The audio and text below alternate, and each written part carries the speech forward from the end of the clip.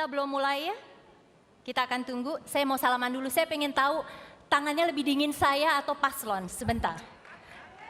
Oke, Agus, Bu Silvi.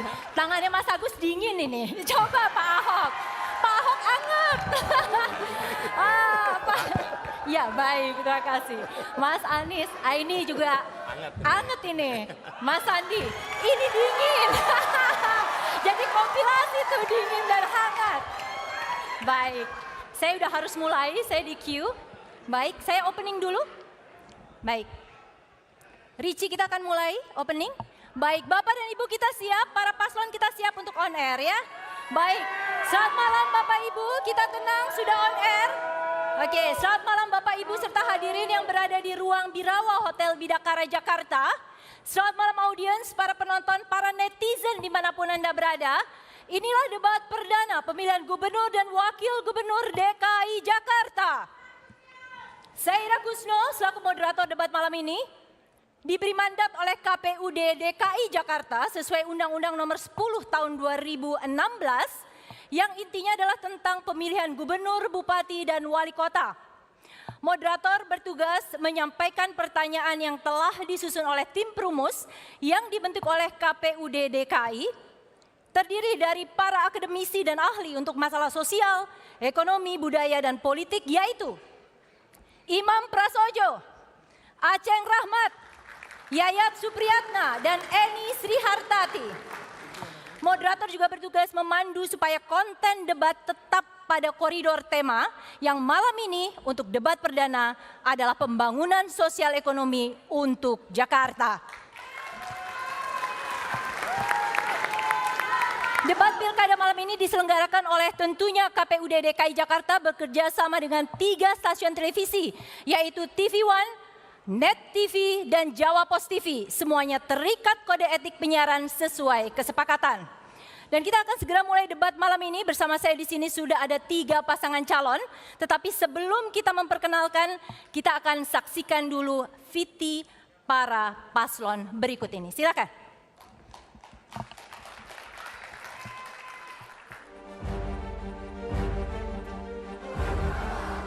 Tiga pasang calon siap bersaing memperebutkan kursi pimpinan Ibu Kota DKI Jakarta.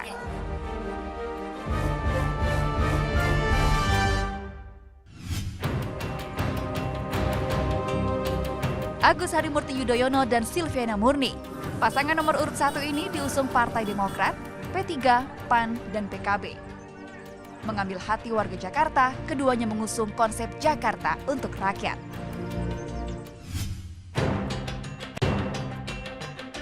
Basuki Cahayapurnama dan Jarod Saiful Hidayat. Pasangan nomor urut 2 ini diusung PDIP, Partai Golkar, Partai Nasdem, dan Partai Hanura. Keduanya mengusung slogan kerja keras, bernyali demi mempertahankan singgasana di Balai Kota. Anies Rashid Baswedan dan Sandiaga Salahuddin Uno. Pasangan nomor urut 3 ini diusung Partai Gerindra dan PKS. Keduanya yakin dapat mewujudkan Jakarta yang maju kotanya dan bahagia warganya.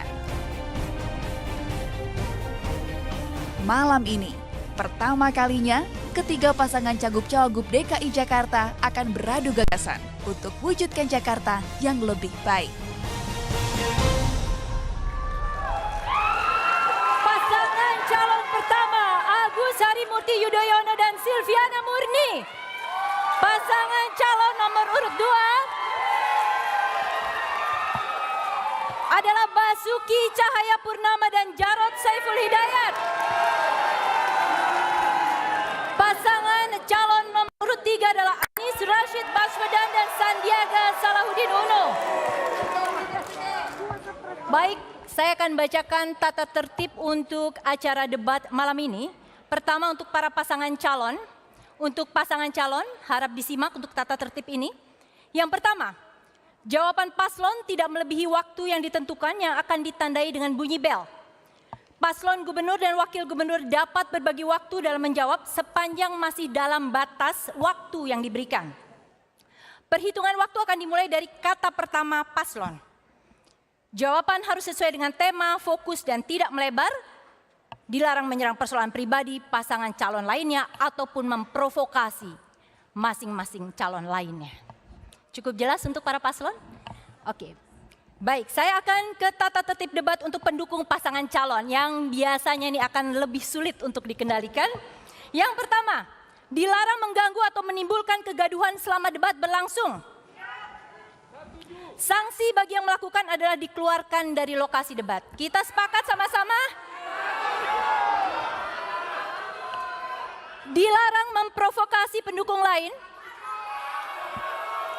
Tepuk tangan, ingat tepuk tangan hanya boleh dilakukan di awal sesi dan menjelang akhir sesi, kecuali memang diminta oleh pihak penyelenggara. Terus-terusan mengacung ya. Dilarang melakukan yel-yel. Ya. Baik. Baiklah, kita akan segera masuk kepada segmen 1. Perhatikan para paslon. Kita tenang. Debat ini akan terdiri dari 6 bagian yang memiliki tata cara berbeda-beda yang akan saya jelaskan peraturannya di tiap awal sesi. Untuk sesi pertama, para paslon diminta menjawab pertanyaan yang dilontarkan dalam waktu yang ditentukan, utamanya menyangkut visi misi, program kerja unggulan, serta integritas. Pertanyaan pertama, dalam waktu 2 menit, jelaskan visi Anda dan misi yang paling utama terkait tema malam ini, yaitu pembangunan sosial ekonomi untuk Jakarta. Jika Anda terpilih sebagai Gubernur dan Wakil Gubernur Jakarta, saya silakan paslon nomor 1. Waktu akan dihitung ketika Anda mulai bicara. Mas.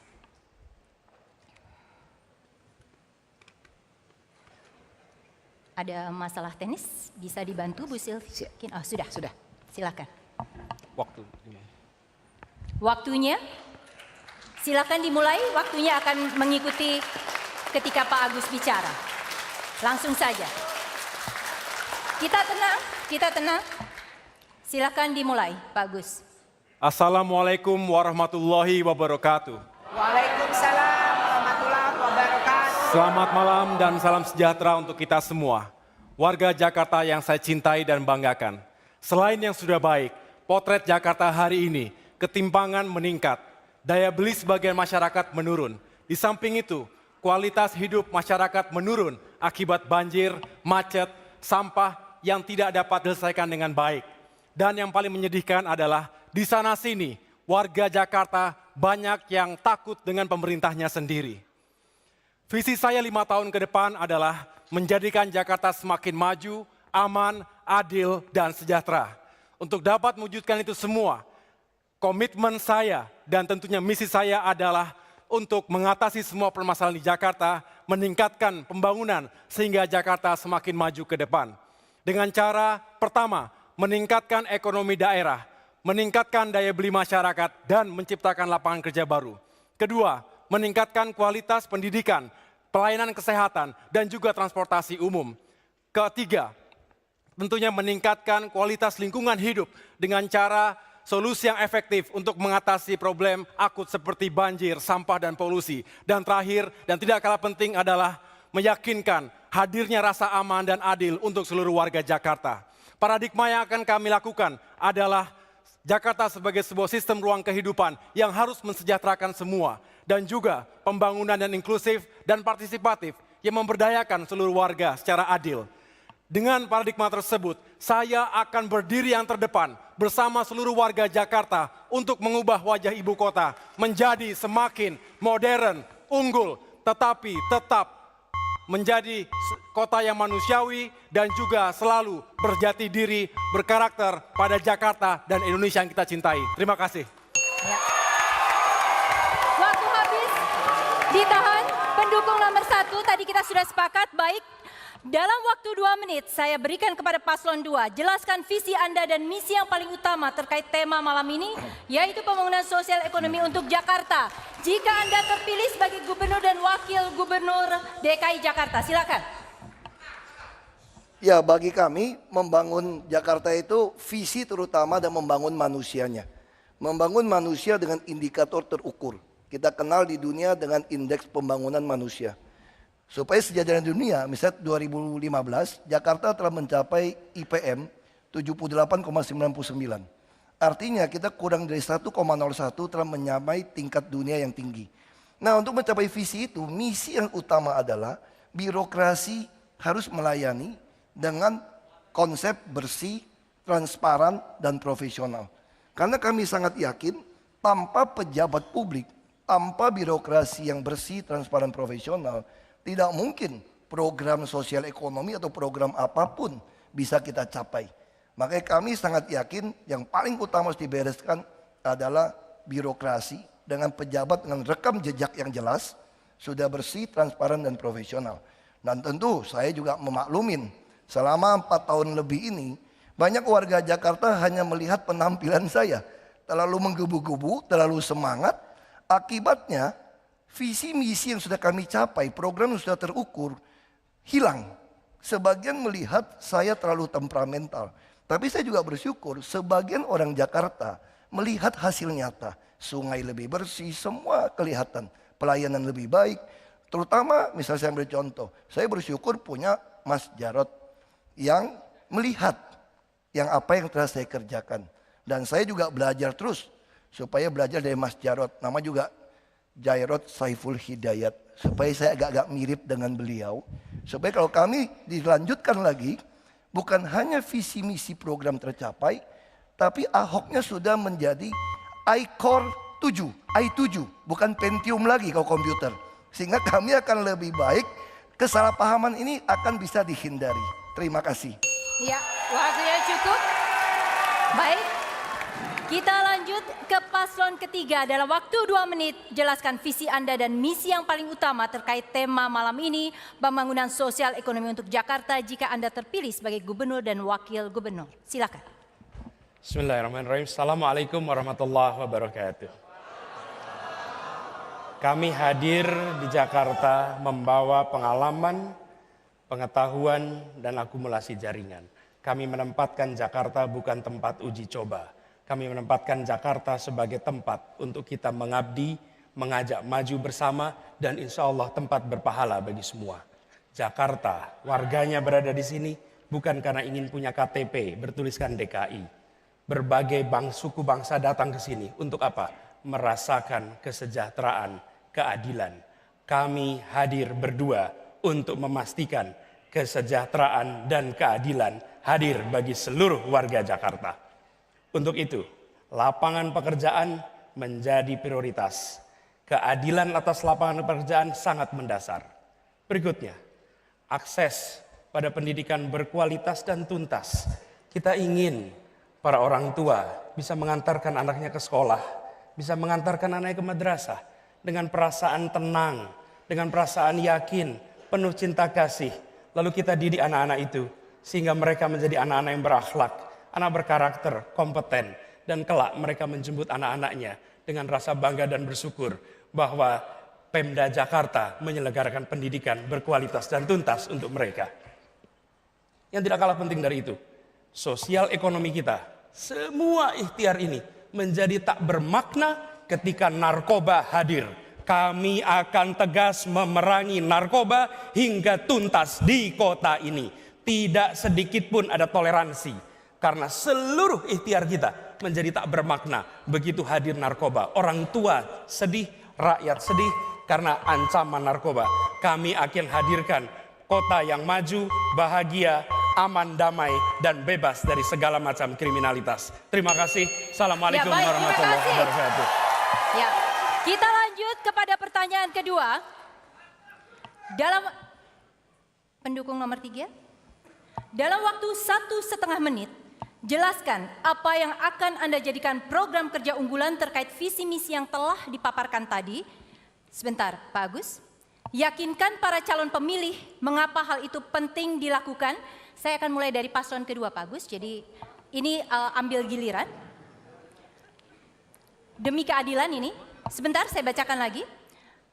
Jelaskan program kerja unggulan terkait visi misi yang tadi dipaparkan tadi dan yakinkan calon pemilih mengapa hal itu penting dilakukan bagi rakyat Jakarta. Kita mulai dengan paslon kedua.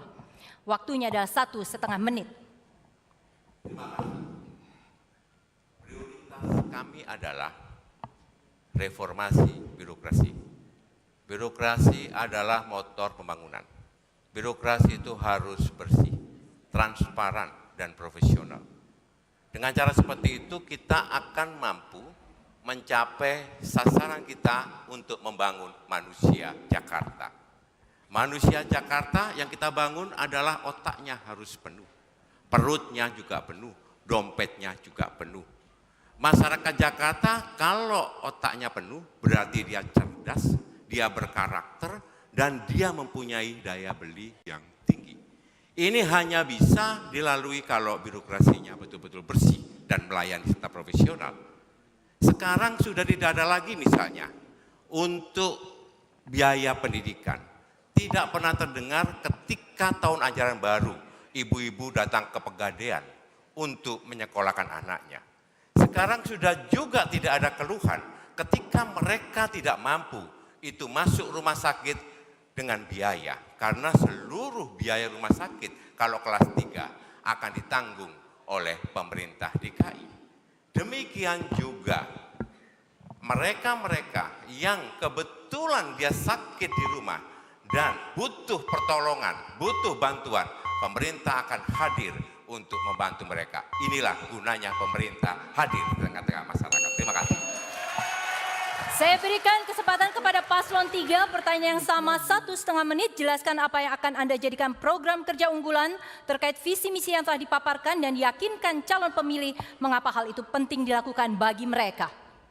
Bismillahirrahmanirrahim. Assalamualaikum warahmatullahi wabarakatuh. Salam sejahtera bagi kita semua.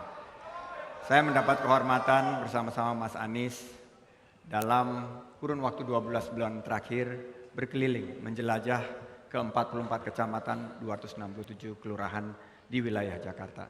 Saya melihat ada 3 tema yang secara konsisten diangkat oleh warga sebagai aspirasi mereka. Pertama-tama, lapangan pekerjaan semakin sulit didapat. Sekarang mencari kerja sangat susah. Kedua adalah masalah pendidikan. Pendidikan kita diharapkan lebih tuntas, berkualitas, dan terjangkau biayanya. Yang ketiga adalah bidang yang berkaitan dengan biaya hidup. Kami mempunyai program OKOC.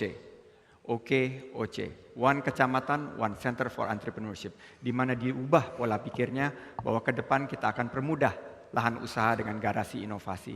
Kita akan permudah juga kredit sampai 300 juta rupiah. Dan kita akan beri pendampingan melalui mentorship. Di bidang pendidikan, kami juga akan menghadirkan KJP+, di mana ini adalah jawaban yang ditunggu oleh para keluarga yang kurang mampu. Terakhir, untuk biaya hidup, program kami adalah Harga Oke. Harga Oke ini akan memastikan bahwa biaya hidup terjangkau bagi khususnya warga menengah ke bawah untuk maju kotanya dan bahagia warganya. Baik. Selanjutnya adalah masuk kepada pertanyaan ketiga. Oke. Baik, saya ulangi. Paslon 1 belum mendapat giliran. Dalam waktu 1,5 menit, jelaskan apa yang akan Anda jadikan program kerja unggulan terkait visi misi yang telah dipaparkan, yakinkan para calon pemilih mengapa hal itu penting dilakukan bagi rakyat Jakarta. Kami punya 10 program unggulan. Yang pertama adalah memberikan bantuan langsung sementara kepada keluarga miskin dan kurang mampu. 5 juta rupiah per keluarga miskin per tahun. Ini untuk membantu kehidupan mereka sehari-hari. Yang kedua adalah pemberdayaan komunitas RT RW, 1 RW 1 miliar rupiah per tahun untuk memberdayakan komunitas yang ada di masyarakat kita. Yang kedua adalah mengurangi pengangguran dan menciptakan lapangan pekerjaan dengan bantuan langsung dana bergulir, bantuan modal usaha, 50 juta rupiah per 1 unit usaha untuk mengurangi pengangguran. Kami juga ingin meningkatkan pendidikan dan kesejahteraan guru. Yang keempat adalah meningkatkan pelayanan kesehatan masyarakat. Yang kelima adalah meningkatkan pertumbuhan ekonomi, investasi, dan stabilisasi harga. Yang keenam, kita ingin membangun tanpa menggusur, meningkatkan program-program perumahan rakyat dan infrastruktur di Jakarta. Ketujuh, menjadikan Jakarta sebagai smart, creative, and green city, pintar, kreatif, dan juga ramah lingkungan. Yang kedelapan, kita ingin meningkatkan rasa aman, kerukunan antar warga di Jakarta. Yang kesembilan, menegakkan hukum dan keadilan bagi semua, justice for all. jangan tumpul ke atas, tajam ke bawah. Yang ke-10 atau yang terakhir, meningkatkan kualitas pemerintahan dan birokrasi.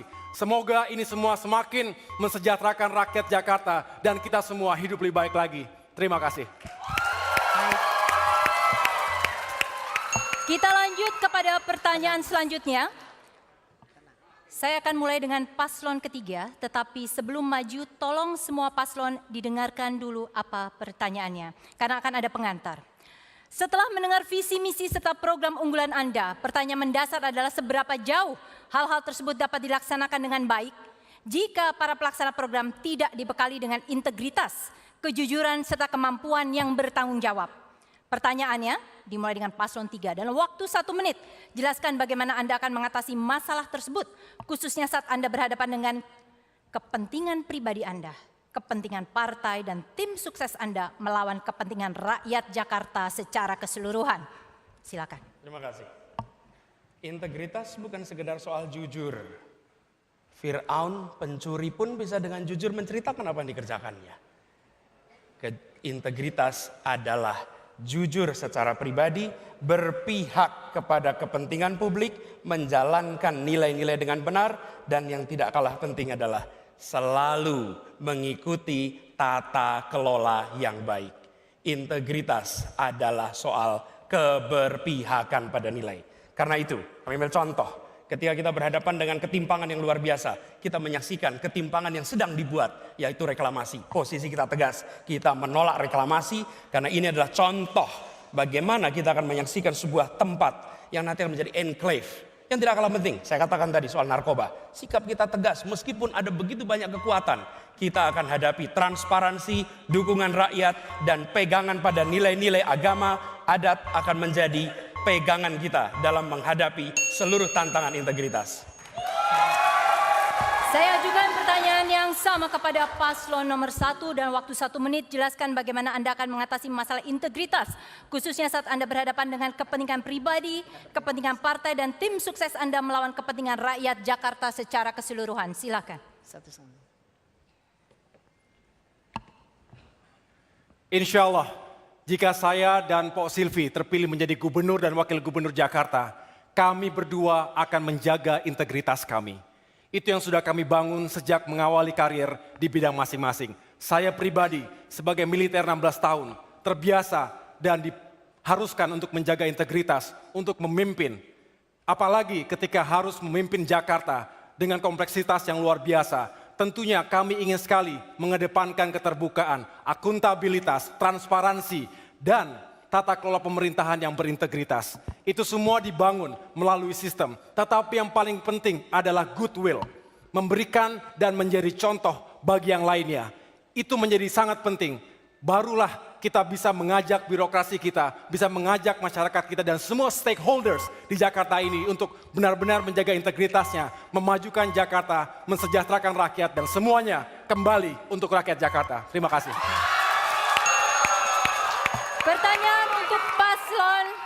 Pertanyaan untuk paslon kedua yang sama dalam waktu 1 menit. Jelaskan bagaimana Anda akan mengatasi masalah integritas khususnya saat berhadapan dengan kepentingan pribadi, kepentingan partai dan tim sukses melawan kepentingan rakyat Jakarta secara keseluruhan. Ya, ada orang mengatakan integritas atau karakter baru teruji kalau Anda telah diberikan kekuasaan. Kami bersyukur berdua ini adalah orang yang sudah pernah berkuasa jadi bupati, wali kota, DPRD, DPR RI, saya wagub, gubernur.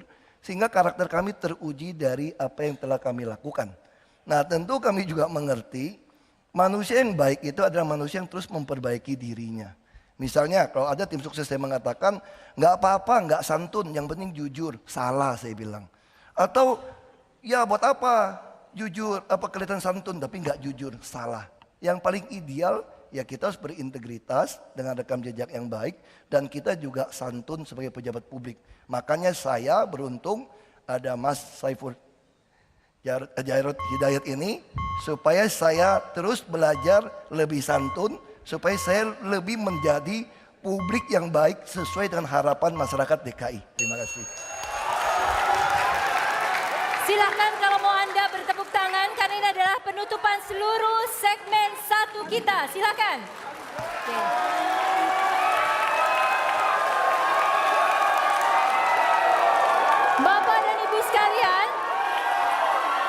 Tenang, Bapak dan Ibu sekalian, penonton dimanapun Anda berada, netizen lagi-lagi saya sapa.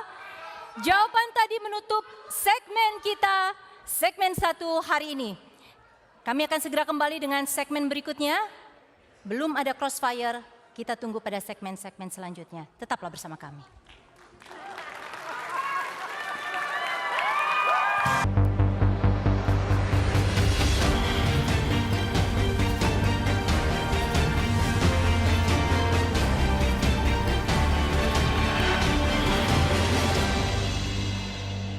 Kritik ataupun argumen jika berbeda, ataupun menunjukkan dengan lebih jelas mengapa program yang dimiliki lebih unggul dibanding yang lainnya.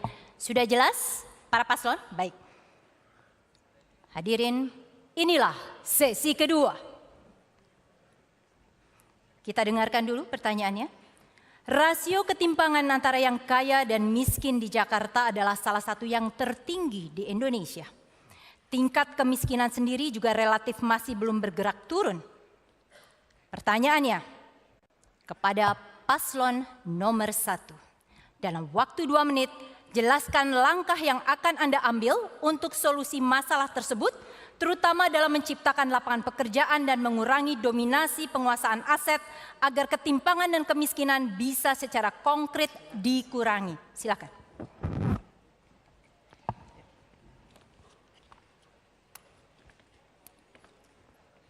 Benar bahwa angka kemiskinan di Jakarta masih cukup besar. Ada 360.000 atau 128.000 keluarga yang tergolong miskin dan kurang mampu. Disitulah mengapa Agus Silvi menawarkan program bantuan langsung sementara. Ingat, sementara. Ini artinya adalah memberikan bantuan meyakinkan keluarga miskin dapat makan. Kami berkeliling, bergerilya ke lapangan, menemui banyak masyarakat yang makan sehari-hari pun masih sulit. Yang kedua, kami ingin juga meyakinkan bahwa tidak hanya mereka diberikan bantuan sementara, tetapi secara ekonomi, secara makro kita ingin meningkatkan pertumbuhan. Economic growth with equity, berkeadilan. Karena dengan pertumbuhan yang baik maka akan menggerakkan, akan tercipta lebih banyak lagi lapangan pekerjaan. Disitulah kita bisa menyerap angka pengangguran terbuka saat ini dan mengurangi pengangguran. Di samping itu juga kita memiliki bantuan atau skema bantuan dana bergulir, modal usaha tanpa bunga yang tepat sasaran dengan pendampingan dan diharapkan dapat mengembangkan UMKM sekaligus mengurangi pengangguran juga. Ini kita harapkan dapat mengurangi pengangguran cukup signifikan selama 5 tahun ke depan. Yang ketiga, kita juga ingin dengan program-program infrastruktur yang kita angkat, yaitu program rumah rakyat untuk mengatasi backlog perumahan 300.000 unit di Jakarta. Ini harapannya juga semakin menyerap tenaga kerja. Dari program yang kami tawarkan tersebut, paling tidak ada 114 item unit usaha yang bergulir. Ini adalah sebagai ripple effects dari program-program tersebut. Dengan demikian, kita berharap bahwa lapangan pekerjaan di Jakarta semakin terbuka, masyarakatnya semakin baik, memiliki daya beli yang baik pula, dengan sendirinya ketimpangan akan menurun. Kita tahu bahwa masalah ketimpangan, Gini rasio masih cukup tinggi dan ini harus kita selesaikan dengan cara menarik simpati dari mereka yang sudah luar biasa hidupnya untuk membantu saudara-saudara kita yang lemah. Terima kasih. Saya berikan pertanyaan yang sama kepada paslon nomor 2. Dalam waktu 2 menit, jelaskan langkah yang akan Anda ambil untuk solusi masalah ketimpangan sosial dan kemiskinan, terutama dalam menciptakan lapangan pekerjaan dan mengurangi dominasi penguasaan aset, agar hal tersebut secara konkret bisa dikurangi. Silakan. Ya, memang kita akui, Gini rasio di DKI lebih tinggi daripada nasional. Tapi kita jangan lupa, tahun 2013 ketika kami masuk ke DKI, perbedaan Gini rasio di DKI dengan nasional itu jauh sekali, 0,43 dan 0,41. Nah sekarang kita sudah 0,41 dan 0,4. Lalu kita juga mengatakan pengangguran juga sama. Ketika kami masuk 2013, pengangguran itu 8,3%. Sekarang jadi 6%. Nah nasional itu hanya turun dari 5 ke 5 saja. Jadi itu yang kita harus melihat, gap yang berhasil kami turunkan begitu luar biasa. Orang bertanya, kok bisa diturunkan? Padahal Jakarta orang miskin selalu ada sama kita. Orang dari luar kota akan tetap datang, tetap terhitung miskin. Karena kami melaksanakan 6 program. Jaminan kesehatan, ini adalah tanggungan semesta. Siapapun mau masuk kelas 3 kami tanggung. Jaminan sekolah, sampai kuliah. Tahun lalu kita sediakan 18 juta yang untuk bisa lolos di perguruan tinggi negeri. Lalu jaminan perumahan hanya 5.000 sampai 15.000 per hari. Lalu kami jaminan transportasi. Orang dengan gaji UMP yang tinggal di rumah susun tidak bayar transport. Kami telah menambah 2 kali lipat 55 trayek baru supaya ini murah. Lalu apa yang kelima? Sembako. Harga beras menurut laporan Bank Indonesia paling stabil 5 tahun terakhir. Karena kami memanfaatkan BUMD bekerja dengan baik. Memang cabai masih belum. Yang keenam, kami menawarkan modal usaha dengan pola bagi hasil. Kami modalin semua. Nanti begitu dapat hasil, kurangin biaya. Yang kerja dapat 80%. 20% untuk kami. Yang setelah anggotanya banyak, 20% ini akan ditaruh di koperasi. Jadi kami tidak setuju melakukan bantuan langsung tunai karena itu tidak mendidik. Kami seperti orang tua yang mendidik anak yang rajin harus kerja, yang tidak rajin tidak boleh dapat. Demikian program yang mengatasi itu semua. Saya langsung pertanyaan yang sama kepada paslon ketiga.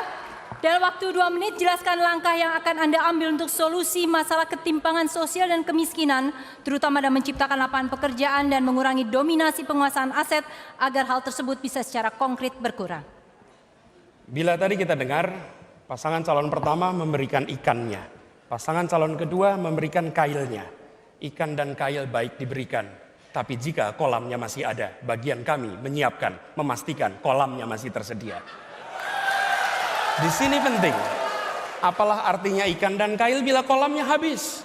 Karena itu justru yang menjadi penting bagian kita adalah kita tidak mendekati masalah kemiskinan semata-mata sebagai masalah sosial, tapi masalah peningkatan kesejahteraan. Kami bukan memerangi kemiskinan. Pendiri Republik ini tak pernah mengatakan memerangi kemiskinan. Mereka mengatakan memajukan kesejahteraan umum. Mereka mengatakan mencerdaskan kehidupan bangsa. Mereka tidak mengatakan memerangi kebodohan. Optimisme, pesan positif.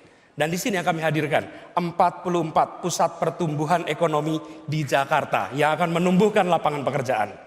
Karena itu program OKOC yang tadi disampaikan oleh Bang Sandi lebih dari sekedar menumbuhkan wirausaha. Ini adalah program untuk pertumbuhan ekonomi yang nanti akan menyiapkan lapangan pekerjaan.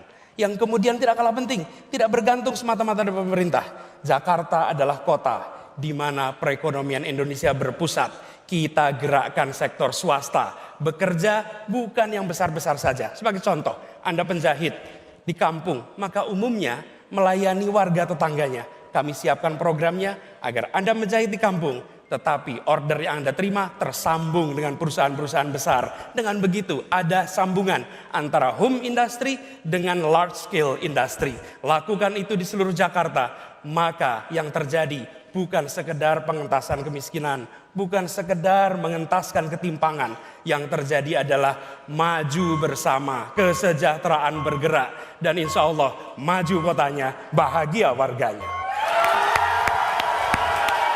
Ya, pasangan pendukung para paslon nomor 3 ditahan dulu.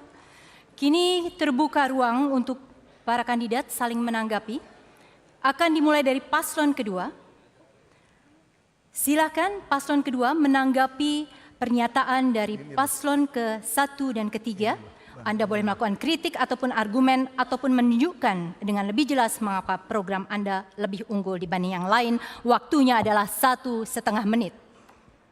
Untuk paslon nomor 1, pertanyaan saya adalah bagaimana mengelola dana 10 miliar oleh RT dan RW supaya 1 miliar. 1 miliar untuk RT dan RW, ya, supaya mereka bisa mempertanggungjawabkan dan tidak masuk penjara. Untuk paslon nomor 3, kami memberdayakan warga masyarakat yang sekarang sudah eksis, ada 132 UMKM di Minang. Kita menyediakan dana 1 triliun rupiah. Sekarang bagaimana caranya menciptakan 200.000 pengusaha-pengusaha baru dan membutuhkan biaya yang sangat besar. Karena berdasarkan studi mengatakan bahwa binaan itu hanya 10% yang berhasil. Berarti kita membutuhkan sekitar 2 juta uji coba supaya 20%-nya 20%-nya bisa tercapai. Membutuhkan dana yang besar. Dananya diambil dari mana dan pos apa yang akan dikurangi. Terima kasih. Baik. Pertanyaan untuk selanjutnya adalah tanggapan maksud saya kepada paslon ketiga. Boleh memberikan tanggapan dalam bentuk kritik atau argumen ataupun menunjukkan lebih jelas mengapa program Anda lebih unggul dibanding yang lain. Silakan tanggapan kepada paslon 2 dan paslon 1. Terima kasih. Pertanyaannya untuk Pak Jarod. Angka 10% itu dari mana? Saya ini pernah membina UMKM sudah 15 tahun lebih. Angkanya kalau kita banding terbalik, kalau ada pendampingan dari 10 pengusaha yang kita create atau kita mulai, ada 80% yang sukses. Kuncinya adalah pendampingan, kuncinya adalah mentoring, kuncinya itu ada di One Kecamatan, One Center for Entrepreneurship. Saya melihat ada ketidakberpihakan pada sistem sekarang, di mana yang kaya makin kaya dan yang miskin makin kecil. Yang usaha besar makin besar, yang usaha kecil makin terpuruk. Nah di sini saya melihat Ibu Nur Hayati di Bukit Duri. Dia tadinya berjualan nasi uduk 12 liter sehari. Tapi karena kebijakan daripada Pemprov sekarang yang tidak memastikan lahan usaha, tidak memberikan permodalan, tidak memberikan pendampingan, akhirnya dia harus terus-menerus tergerus usahanya. Ini yang membuat saya terenyuh dan menurut saya program kami OKOC bisa menciptakan 200.000 lapangan pekerjaan baru. Saya punya pengalaman. Saya pernah membina beberapa komunitas. Dalam terakhir kali, 2 minggu terakhir, sudah 1.500 pengusaha yang lahir melalui program OKOC. Terima kasih, maju kotanya, bahagia warganya. Baik. Berikutnya saya berikan kesempatan kepada paslon 1 untuk menanggapi. Boleh melakukan kritik sekali lagi ataupun argumen atau menjelaskan mengapa program Anda lebih unggul dibandingkan paslon yang lain, paslon 2 dan 3 dalam hal ini. Terima kasih Mbak Ira. Setahu saya sesi ini belum bertanya tetapi menanggapi tadi apa yang tadi sudah kita sampaikan. Sehingga saya ingin menanggapi apa yang tadi disampaikan oleh paslon 2 dan 3. Yang pertama begini, kalau ada pemimpin yang ingin membantu rakyatnya berdasarkan konstitusi, membantu rakyat miskin, dianggap membodohi. Saya pikir itu tidak punya hati. Karena konstitusi kita mengatakan bantulah mereka yang sulit sekali hidupnya. Dan disinilah keterpanggilan kami untuk membantu mereka, ingat sementara. Dan biayanya ataupun anggarannya pun sangat terukur. 400.000 sebulan, 5 juta setahun, dikali 128.650 miliar. Tidak ada apa-apanya dengan 70 triliun APBD kita.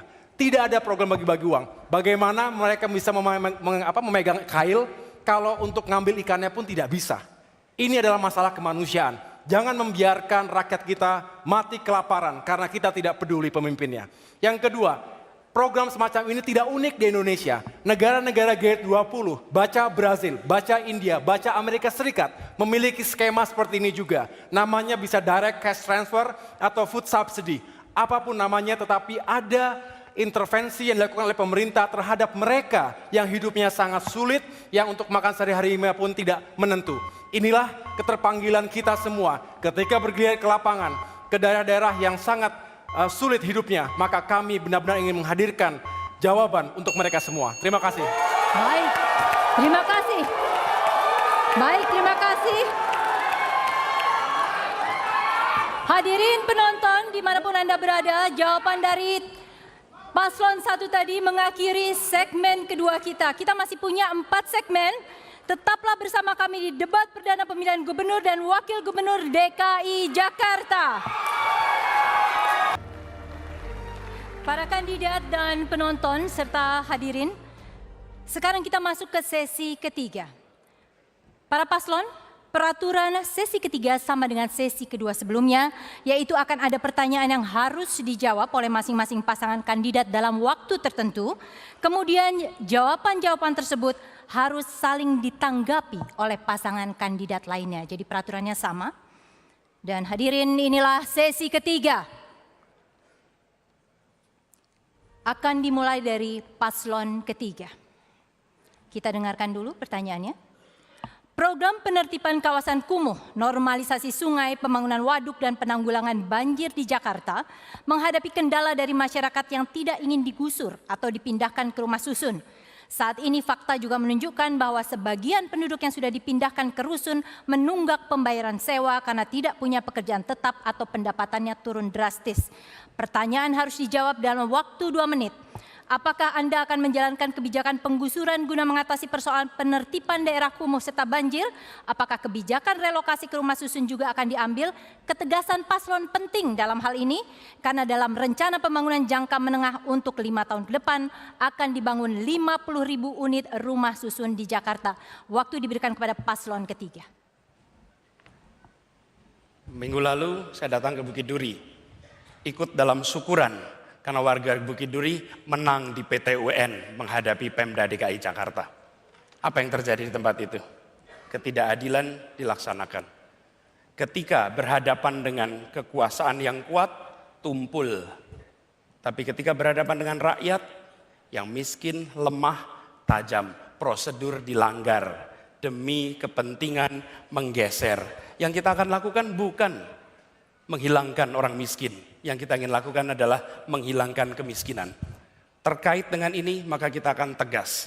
Kita akan melakukan yang disebut dengan urban renewal, peremajaan kota, penataan ulang, bukan dikosongkan, apalagi dikosongkan tanpa mempertimbangkan satu prosedur, rasa keadilan, dan memperhatikan mereka sebagai sesama warga Jakarta. Di Ciliwung kemarin, seorang ibu datang, Pak Anies, ayah saya dilahirkan di titik ini, di tanah ini, persis di sini.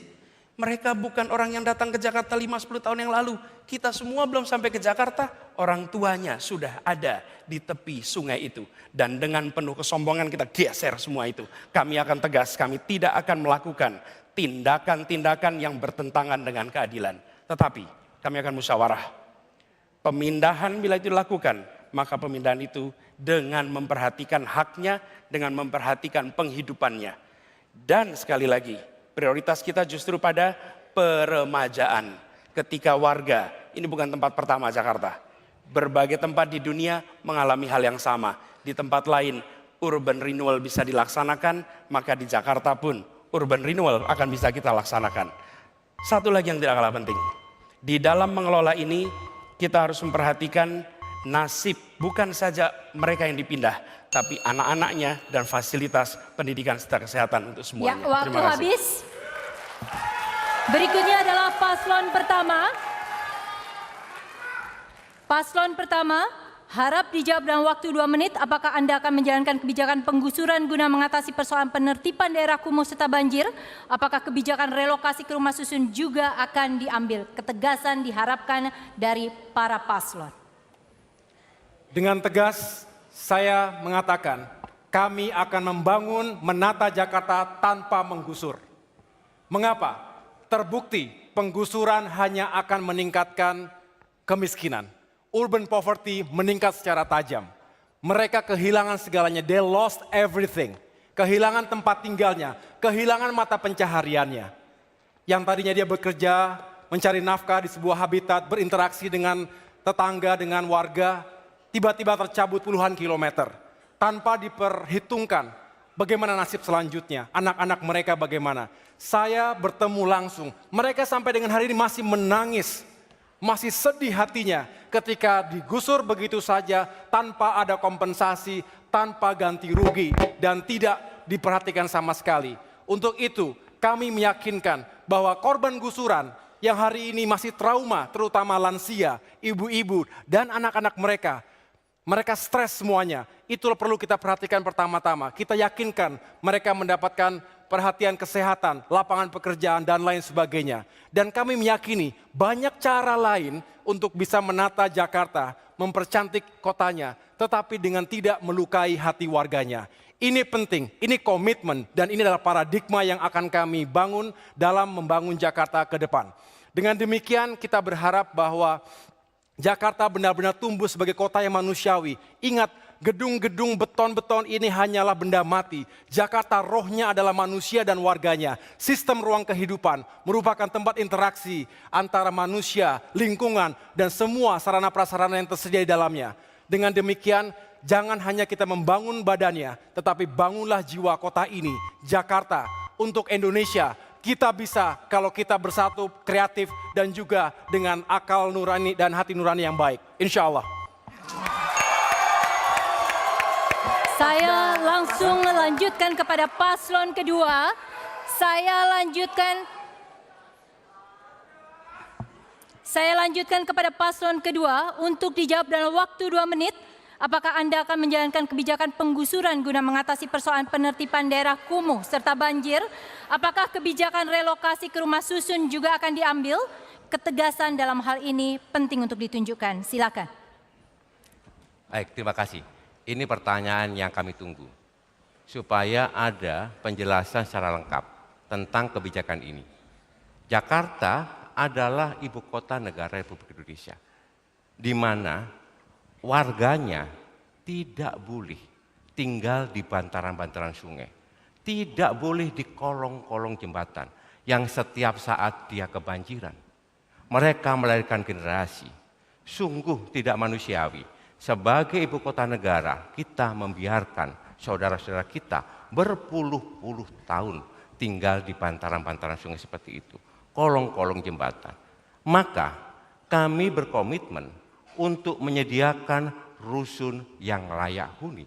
Ukuran 36 meter persegi, ada 2 kamar, ada pipa gas. Bukan hanya itu saja, kita juga mensubsidi kehidupannya. Pendidikannya kita tanggung, kesehatannya kita tanggung, transportasi kita tanggung, biaya hidupnya kita betul-betul tanggung. Subsidi untuk bahan kebutuhan pokok. Dengan cara seperti itulah masyarakat Jakarta manusiawi. Kita tidak heran kalau indeks pembangunan manusia di Jakarta paling tinggi se-Indonesia. Kita juga tidak heran kalau kemiskinan di Jakarta adalah 3,75 terendah se-Indonesia. Kebijakan-kebijakan ini harus kita ambil. Di samping kita akan menormalisasi sungai dan banjir sudah berkurang. Di samping itu kita memberikan aspek legal pada mereka-mereka yang tidak legal menempati di bantaran sungai untuk pindah di rusun. Kehidupannya kami jamin. Kehidupan ekonomi yang kita jamin dan kehidupan generasi menerusnya kita akan jamin. Oleh karena itu di rusun-rusun kita ada masjid di sana, ada tempat bermain supaya mereka tumbuh dengan baik. Terima kasih. Ya. Baik, kini saya buka ruang dari pendukung paslon 2. Kini saya buka ruang untuk para kandidat menanggapi jawaban dari kandidat lain atas pertanyaan di sesi ini. Sekali lagi saya garis bawahi, Anda boleh melakukan kritik ataupun argumen atau menunjukkan dengan lebih jelas mengapa program Anda lebih unggul dibanding paslon lainnya. Waktunya adalah 1,5 menit. Kita mulai dari paslon pertama menanggapi paslon 2 dan 3. Kita mulai dari paslon pertama. Silakan. Terima kasih. 300.000 rumah dibutuhkan di Jakarta. 1.000 hektar itulah wilayah kumuh. Kami bergerilya 267 kelurahan, 44 kecamatan. Ketika kami juga ke rumah susun, mereka mengatakan, kenapa kami yang sudah begitu lama, tapi kenapa kami harus menyewa. Kemudian ketika mereka tidak bisa bayar, mereka diusir. Sudah pindah dari rumah dan akar budayanya. Dia juga harus terusir dari rusunawanya. On-site upgrading adalah menata kota Jakarta tanpa harus menggusur. Komitmen keberkehendaan pemerintah DKI Jakarta. Ini yang harus kita benahi. Ini semuanya dalam arti kita bekerja dengan hati. Bagaimana perasaan kita ketika kita menjadi mereka? 30 tahun berada di lahan itu. Kenapa kita tidak berkomitmen? Kenapa pula kita harus terus-menerus? membuat mereka menjadi luka hatinya. Membangun Jakarta tidak harus menyakiti hati masyarakat. Dan kita punya hati untuk Waktunya menyerahkan habis mereka. Bu Silvi. Waktunya habis. Oke.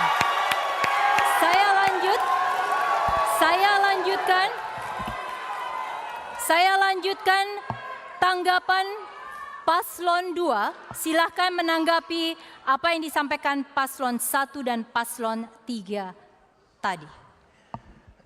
Saya harus jelaskan, kadang-kadang kami ini memang suka ketawa juga. Seolah-olah kami ini gak suka orang miskin, benci orang miskin. Tadi pasangan nomor 1 mengatakan mau kasih 400.000 per bulan. Itu terlalu kecil Bapak. Karena kami berikan anak SMA saja 600.000. Jadi kalau orang yang miskin punya 3 anak yang SMA, 1,8 juta tiap bulan dia dapat. Kalau anaknya bisa masuk perguruan tinggi negeri, dapat 18 juta setahun. Hanya tidak uang kontan, dia harus pakai kartu gesek. Untuk apa? Supaya kami monitor pakai uangnya hanya khusus untuk mereka. Lalu mereka juga berhak beli daging sapi hanya 35.000 per kilo per bulan. Ayam hanya 10.000 supaya gizinya baik. Naik bus gak bayar, kesehatan gak bayar. Itu yang kami namakan mendidik. Saya juga bingung. Kiri kanan saya itu bilang orang tinggal di dalam sungai kok, daerah aliran sungai kok, walaupun puluhan tahun ya salah. Sebagai orang tua ya tidak menghukum mereka. Kita pindahkan tempat yang lebih layak. Bagaimana sungai mau dinormalisasi kalau tidak pindahkan rumah kumuh? Saya kira jauh lebih tidak manusiawi mengajari rakyat yang sudah salah untuk membenarkan dia hanya demi untuk memenangkan sebuah pilkada. Ini sangat bahaya, sangat bahaya. Makanya saya harap kita harus betul-betul mendidik dalam membantu. Itulah yang kami akan lakukan. Terima kasih. Sekarang saya berikan waktu untuk paslon ketiga. Silahkan menanggapi apa yang disampaikan paslon 1 dan 2. Waktunya adalah 1,5 menit. Silahkan. Izinkan saya mengingatkan bahwa 5 tahun yang lalu pernah ada janji. Dan janji itu mengatakan akan dibangun kampung deret di pinggir-pinggir sungai. Di mana janji itu? Di mana kontrak politik itu? Kontrak politik ditandatangani. Saya datang ke tempat yang sama. Mereka sodorkan, Pak, ini kontrak politik yang ditandatangani 5 tahun yang lalu. Saya katakan, kami akan laksanakan janji yang tidak ditunaikan di periode ini. Tegas kami akan laksanakan.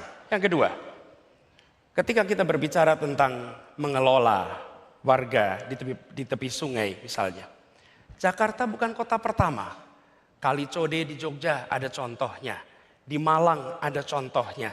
Di mana warga diajak berdialog, warga diajak berdiskusi, dilakukan peremajaan secara bertahap. Saya punya banyak teman yang tinggal di tepi Kali Code ketika saya sekolah dulu. Saya datang lagi ke sana beberapa waktu yang lalu.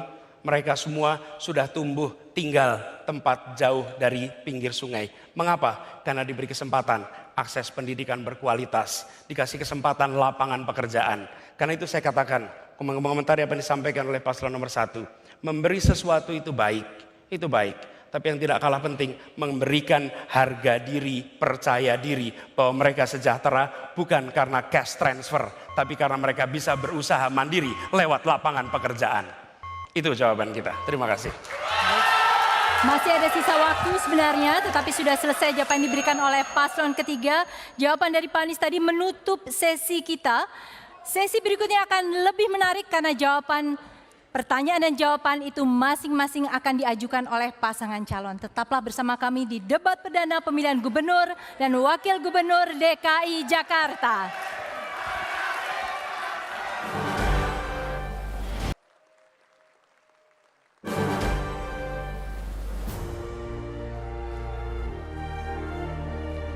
Para pasangan calon dan penonton, hadirin, kini kita masuk ke sesi keempat dan ini adalah sesi yang harusnya sangat menarik karena pertanyaan yang diajukan bukan berasal dari tim panelis, tetapi dari para paslon sendiri. Terbuka ruang untuk saling berargumen menjual gagasan terbaik. Yang perlu saya garis bawahi adalah tema pertanyaan harus tetap dalam koridor malam ini, yaitu tentang pembangunan sosial ekonomi untuk Jakarta yang dapat diturunkan ke masalah sosial ekonomi tentunya, transportasi, lingkungan hidup, keamanan, serta pendidikan.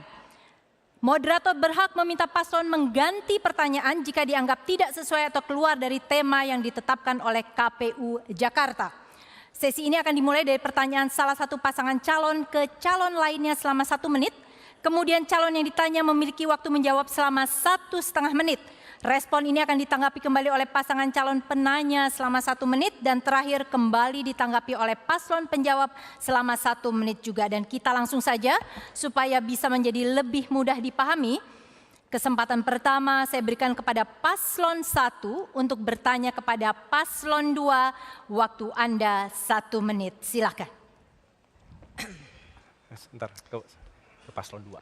Silakan Bu Silvi, Paslon 2 ya? paslon 1 bertanya kepada paslon kedua. Terima kasih Mbak Ira, Pak Basuki, Pak Jarod. Bapak sudah nonton film Jakarta Unfair mungkin ya? Nah, jadi saya hanya ingin bertanya Pak, itu kan tentu dokumenter yang menggambarkan derita dan nestapa dari warga Jakarta, rakyat kecil yang hidupnya sudah sangat sulit dan akhirnya tergusur ke tempat lain.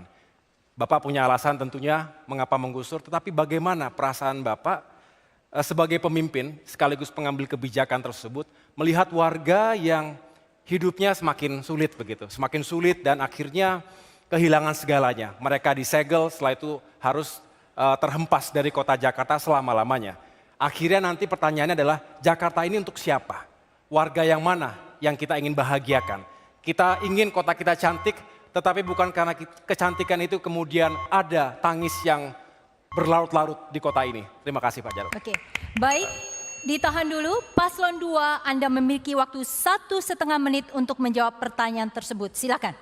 Ya, ini memang satu mungkin pasangan calon 1 lihatnya hanya lokasi tertentu.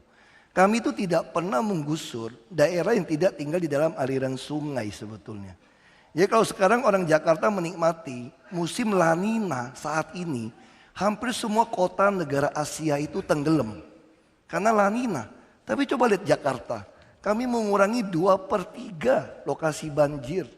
Yang dulu di Semper saya datang, itu 3 minggu tenggelam. Sekarang hanya berjam-jam saja, karena sudah kami kerjakan. Jadi kami bukan melakukan fisik untuk menyingkirkan orang. Justru orang-orang banyak saya temuin bersyukur. Bersyukur sekarang dia merasa keluarganya aman. Kalau dulu kau dengar suara ambulan katanya, wah ngeri, apakah anak saya yang meninggal jatuh ke sungai atau ketabrak. Tapi sekarang dia bisa bekerja dengan baik, toh ongkos juga tidak bayar. Jadi sekali lagi seolah-olah kami mengusir orang Jakarta. Yang tidak mendapat rusun itu adalah penyewa yang datang dari luar kota sebetulnya. Tapi kalau dia berKTP DKI pasti dapat rusun. Karena rumus kami sangat sederhana. Kalau rusun belum tersedia, terpaksa banjir kami biarkan tetap terjadi. Makanya jangan heran Bapak Ibu, masih ada 400 titik lebih kalau hujan masih tergenang banjir. Kenapa? Karena pembangunan rusun kami belum siap. Kalau rusun sudah siap, baru kami kerjakan. Itulah yang kami katakan manusiawi kami. Terima kasih. Baik, kini saya berikan kembali kepada paslon 1, Pak Agus dan Bu Silvi, giliran Anda menanggapi dalam waktu 1 menit apa yang sudah disampaikan paslon 2. Ya. Saya jadi bingung. Bagaimana ya dengan Bukit Duri kok bisa jadi menang ya? Itu yang saya pikirkan. Apa kemenangan itu semu? Atau artinya nggak bermakna? Kalau jadi seorang pemimpin saya kira mesti mengevaluasi ya. Bahwa yang dilakukan ini menabrak hukum atau tidak. Dan ingat pasal 34 Undang-Undang Dasar 45, fakir miskin ditanggung oleh siapa? Negara. Dan akibat itu menggusur, tak pernah memikirkan dampaknya, siapa yang harus bertanggung jawab? Nah, disinilah dibutuhkan komitmen seorang pemimpin. Pemimpin yang punya hati, pemimpin yang memikirkan rakyatnya, mesti sejahtera. Terima kasih. Waktunya masih tersisa. Baik, saya langsung saja kepada Pak Basuki dan Pak Jarod, silahkan menanggapi kembali. Waktunya adalah selama 1 menit. Karena tadi udah dari saya mulai saja. Kadang-kadang kalau saya baca berita ya, Ibu Sirvi saya juga bingung waktu datang ke Krukut Januari dia bilang warga harus cerdas. Kita gusur, bukan gusur, kita menata. Sementara pasangan calon gubernur bilang kami tidak menggusur, kami tidak mau pindahkan, kita mau bikin agak rumahnya terapung. Saya nggak ngerti bagaimana sungai yang tadinya 30 meter sekarang tinggal 5 meter. Bagaimana mau dibalikin 30 meter tanpa merobohkan bangunan yang tidak layak itu. Tapi ya sudahlah, namanya juga pengen jadi gubernur kan kita juga maklum. Kalau ini petahana kan, kita juga maklum. Tapi saya sangat berharap siapapun yang jadi gubernur, rakyat itu diedukasi lah. Jangan dibodohi, kita pengen menang tapi kita menang dengan elegan, rakyatnya jadi cerdas. Saya kira itu yang kita sampaikan, terima kasih. Baik. Para paslon dan juga penonton hadirin sekalian, kita tenang dulu, kita tenang dulu. Kita masuk kepada putaran kedua di segmen ini. Kali ini saya berikan kesempatan kepada paslon 2 bertanya kepada paslon 3. Silahkan pertanyaan disampaikan, waktu Anda adalah 1 menit. Paslon 2, Pak Basuki dan Pak Jarod, silakan bertanya kepada Pak Anies dan Pak Sandiaga. Waktunya 1 menit. Terima kasih. Untuk paslon nomor 3, kita lagi fokus membangun masalah infrastruktur transportasi. Karena kita yakin transportasi di Jakarta itu hanya bisa, salah satu yang paling utama adalah membangun transportasi berbasis rel, transportasi massal. Serta membatasi ya mobil-mobil masuk ke Jakarta ya supaya mereka menggunakan transportasi massal. Sekarang bagaimana logikanya kalau sampai moratorium mobil mewah tidak boleh masuk? Justru kalau seperti ini yang terjadi adalah mobil-mobil murah yang ramah lingkungan yang akan masuk dan Jakarta akan macet. Ya, apakah solusi seperti ini memang bisa memecahkan persoalan kemacetan di Jakarta? Terima kasih. Baik, sebentar Pak Sandiaga. Paslon 3 Anda memiliki waktu 1,5 menit. Kita tunggu dulu waktunya. Ya, Anda memiliki waktu 1,5 menit untuk menjawab pertanyaan tersebut. Silakan. Terima kasih Pak Jarod. Jadi yang kami kejar adalah bagaimana ada efek kejut di mana gerakan-gerakan yang seperti Mas Anies bangun, Gerakan Indonesia Mengajar, bisa juga mulai dilakukan oleh orang-orang yang punya banyak banget duit. Kita ngelihat bagaimana Transjakarta sudah meningkat dari segi kapasitasnya, tapi dari segi jumlah penumpang masih naiknya hanya 6%. Di sini butuhnya edukasi. Dan edukasi itu perlu daya picu, daya kejut. Kalau saya mengirim pesan bahwa orang yang bisa bayar mobil 3 miliar juga naik kendaraan umum, itu efeknya luar biasa.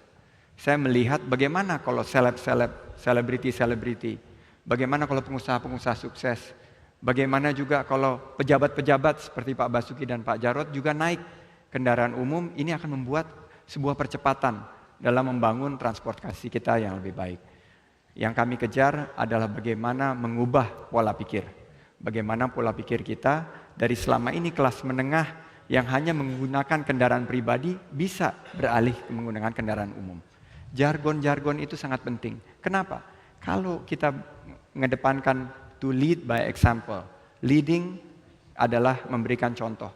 Memimpin dengan memberikan contoh. Insya Allah kita akan ubah cara pola pikir anak muda dan ke depan kelas menengah menggunakan kendaraan umum. Terima kasih. Paslon 2, kini giliran Anda kembali untuk menanggapi dan waktu 1 menit. Silakan Pak Basuki dan Pak Jarod. Apa yang disampaikan paslon 3? Pak Sandi, terima kasih. Sistem transportasi yang kita bangun di Jakarta adalah sistem subsidi silang.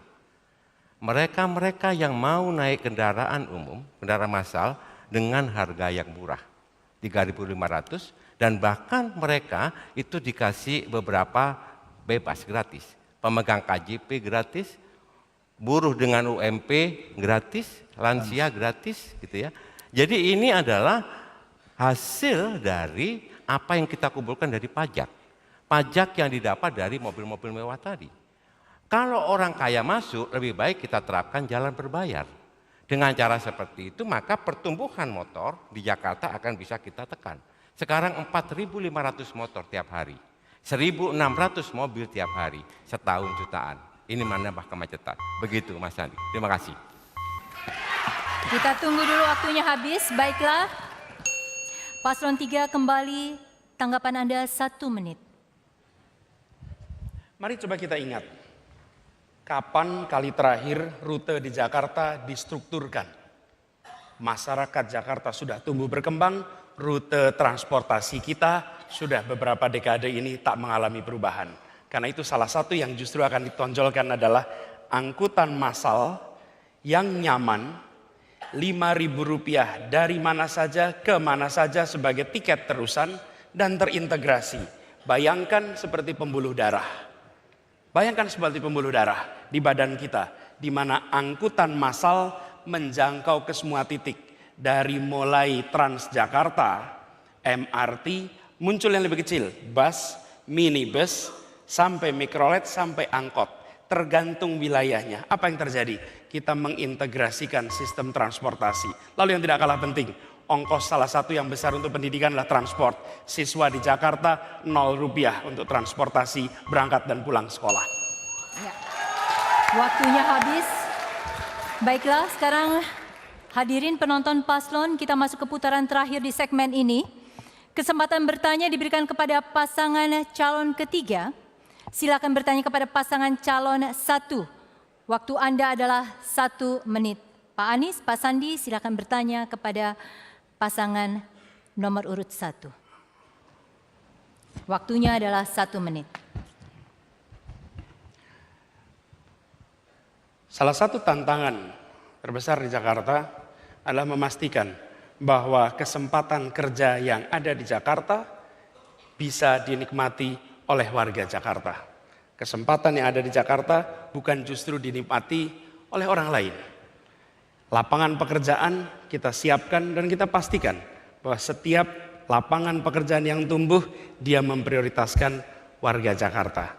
Pertanyaan untuk pasangan calon nomor 1, bagaimana cara Pak Agus bisa mengoptimalkan tim Pora untuk memastikan bahwa warga di Jakarta tidak kalah dibandingkan mereka yang datang dari luar Jakarta.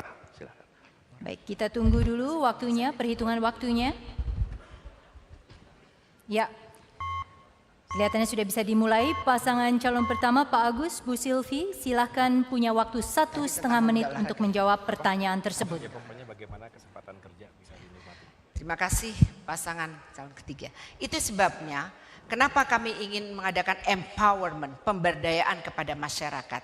Kita lihat sekarang, kalau saya pernah ke Muara Kamal, mereka sangat bingung, pekerjaan mereka tidak ada, dan mereka bertanya bahwa bagaimana dengan bekerja ini. Terus kemudian saya melihat ada setumpuk kerang hijau yang diolah. Saya bertanya, saya mengatakan begini, insya Allah apabila amanah itu sampai kepada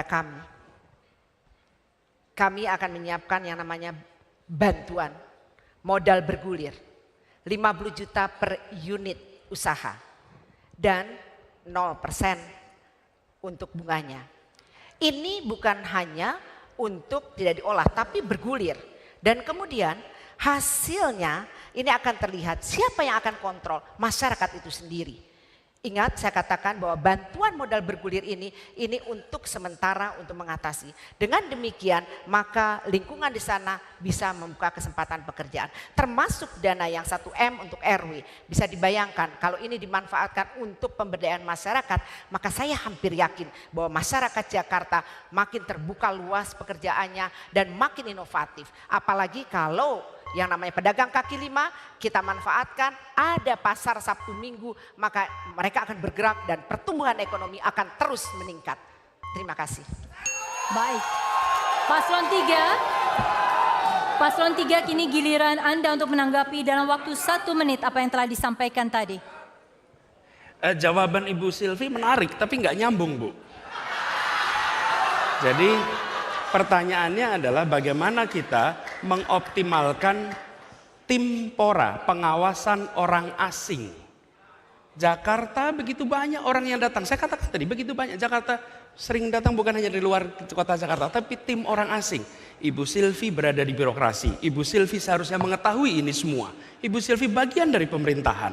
Karena itu saya ingin garis bawahi, kalau kita malah justru akan memperhatikan, satu, RT RW akan kita kembalikan perannya. RT RW yang dipangkas sekarang untuk pengurusan KTP kita pastikan. Yang kedua, pengawasan melekat di setiap wilayah. Sehingga memastikan mereka yang berkarya di Jakarta adalah mereka yang memiliki dokumen-dokumen lengkap. Karena sekarang berdatangan mereka dari luar mengambil manfaat di Jakarta dan merugikan warga Jakarta. Tim Pora akan kita optimalkan pemerannya masing. Pak Anies. Berikutnya paslon 1 silakan menanggapi kembali selama 1 menit. Silakan. Terima kasih Pak Anies. Pertama tentu saya kan punya 2 segmen. Yang pertama adalah bagaimana menjawab tentang kesempatan kerja. Karena itulah saya betul-betul berpikir bahwa masyarakat Jakarta butuh lapangan pekerjaan. Pengawasan orang asing. Saya mantan Kepala Dinas Kependudukan DKI Jakarta. Saya tahu bagaimana dokumen-dokumen kependudukan ini paling penting untuk diawasi. Ketika orang asing datang, mulai dari mereka masuk, terus kita lihat lagi bagaimana dokumen-dokumen kependudukan itu apakah sudah memenuhi persyaratan, dan yang paling penting lagi ini yang sering kali terjadi, kita sekarang sudah punya elektronik KTP atau eKTP. Sekarang kami juga punya, kami ingin melakukan hal yang sama, yaitu artinya kita lebih meningkatkan lagi. 1 Jakarta, ini kartu kita yang semua dokumen-dokumen kependudukan ada di sini, dan nanti kita akan lihat apakah orang asing itu Waktunya tepat. habis Bu Sylvie. Para paslon, penonton. Hadirin, jawaban tadi dari paslon pertama mengakhiri sesi keempat. Dan kami akan segera kembali dengan sesi berikutnya. Masih dengan pola yang sama. Ditahan. Masih dengan pola yang sama diharapkan dapat memberikan gambaran tentang kandidat yang paling tepat untuk memimpin DKI Jakarta. Kami segera kembali.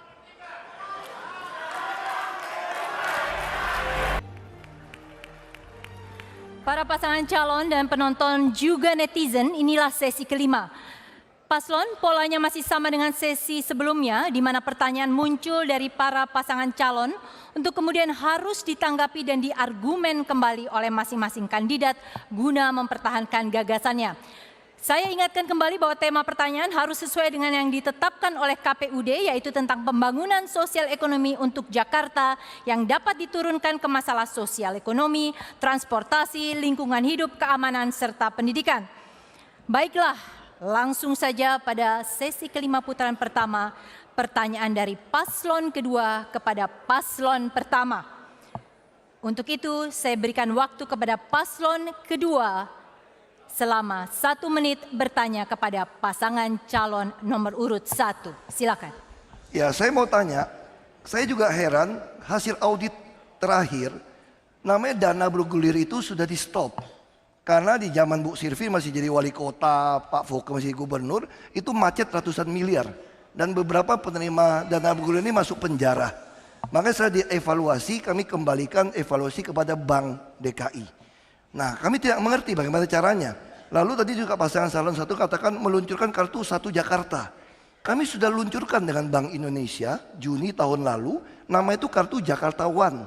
Namanya non-tunai, kartu non-tunai terintegrasi. Itu tidak bisa sembarang buat nama tanpa persetujuan Bank Indonesia.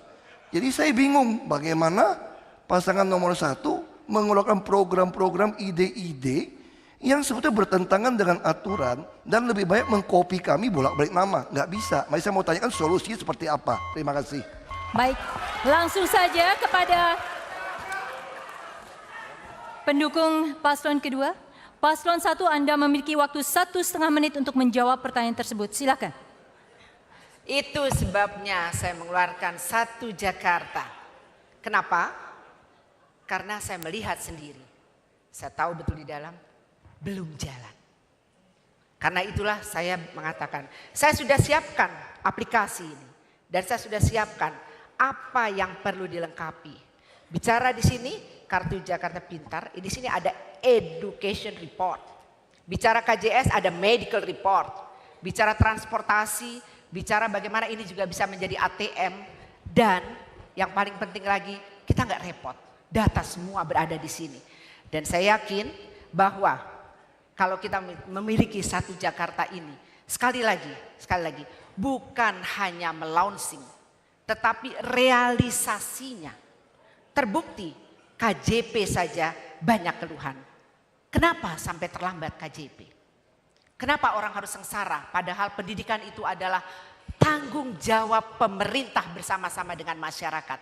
Disinilah yang saya ingin, kenapa kita sepakat, Mas Agus dengan saya, Mpok Silvi, ingin mengeluarkan satu Jakarta yang akan terrealisasi dengan nyata. Bukan sekedar melaunching saja dan kemudian mengeksposnya dalam media sosial, tapi kenyataannya tak berguna. Mudah-mudahan ini menjadi solusi terbaik untuk warga Jakarta yang makin insya Allah sejahtera. Insya Allah kami amanah. Oke. Kita tahan dari pendukung paslon 1. Pendukung paslon 1. Saya berikan kesempatan kepada paslon 2 untuk menanggapi dalam waktu 1 menit. Itu yang saya sampaikan, saya bilang pasangan nomor 1 ini kelihatan tidak ngerti peraturan keuangan. Kita kan kerjasama dengan OJK juga. Kami ingin seluruh Jakarta ini cashless society. Makanya OJK dengan BI mengeluarkan rekening bank, nama itu tabunganku. Setor 20.000 di bank besar boleh buka rekening. Nah, kenapa kartu Jakarta One itu sudah jalan? Ini soal cetak saja. Kenapa BI memberikan izin pada kami? Karena kami sudah punya database. Semua KJP ada 692.000 pemegang. Semua pemegang rumah susun, semua yang naik bus Transjakarta, semua UMKM, semua PKL itu sudah kami daftarkan. Nah karena itulah BI mengizinkan kami menerbitkan kartu Jakarta One, dan bank-bank yang lain sudah MOU dengan kami, baik BCA, Mandiri, mereka mendukung. Backbone-nya siapa? Bank DKI. Tapi datanya ada di Dinas Kominfo. Jadi saya kira kurang mengerti peraturan keuangan. Waktunya habis. Baik. Paslon 1 langsung saja. Paslon 1 Anda dapat menanggapi kembali selama 1 menit. Inilah masalahnya. Pemimpin yang selalu curiga dengan rakyatnya sendiri. Pertama tadi pertanyaannya, bagaimana meyakinkan agar masyarakat tidak masuk penjara? Selalu otaknya bagaimana masyarakat tidak masuk penjara. Bagaimana pertanyaannya kalau mereka berhasil? Tidak pernah ditanyakan. Tadi pemberdayaan RT RW 1 miliar, Pak Jarod pertama-tama menyampaikan pertanyaan tadi seperti itu. Pak Basuki juga menyampaikan bagaimana nanti untuk bantuan modal usaha atau dana bergulir. Tetapi yang perlu kita yakin di sini adalah tujuannya benar. Membantu mengembangkan UMKM. Kami bergerilya selama 3 bulan, semua mengatakan kami sulit modalnya Pak, kami tidak diperhatikan. Kami berkeliling juga, semua komunitas RT RW mengatakan kami tidak diperankan sebagaimana mestinya. Kami ingin berinisiatif, kami tahu lingkungan kami puluhan tahun tinggal di sini. Dan itulah mengapa kami ingin berdayakan RT RW, karena kami yakin bersama rakyat Jakarta akan maju. Baik, itu tadi tanggapan. Tolong pendukung nomor 1 ditahan, kita akan lanjut. Baiklah, tadi tanggapan dari paslon 1 mengakhiri putaran pertama, kita akan lanjut. Saya tidak akan melanjutkan kalau belum diam dari para pendukung pasangan calon. Baik, saya akan lanjutkan kepada putaran selanjutnya di segmen ini. Kesempatan bertanya diberikan kepada pasangan calon ketiga. Silakan bertanya kepada pasangan calon kedua, waktu Anda 1 menit, silakan. Bicara tentang sosial ekonomi adalah bicara tentang manusia. Dan artinya kita meningkatkan mutu manusianya. Sudah berkali-kali garis bawahi, kami mengatakan berkali-kali sejak dulu konsentrasi pada manusia, pada manusia. Jangan hanya konsentrasi pada pembangunan benda-benda mati yang indah difoto dan bisa ditunjukkan dalam 5 tahun hasilnya. Justru yang harus ditonjolkan adalah pembangunan kualitas manusia. Pertanyaan untuk pasangan calon nomor 2 adalah, apa strategi untuk meningkatkan mutu manusia di Jakarta? Apa strategi untuk meningkatkan mutu pendidikan di Jakarta? Silakan. Ya, baik, silakan paslon 2 Anda memiliki waktu 1,5 menit untuk menjawab pertanyaan tersebut. Di dalam visi misi program kami yang dimaksud dari pasangan calon 3 itu bukan strategi. Karena kalau strategi kami itu adalah transparansi, non tunai, tapi kami namanya kebijakan.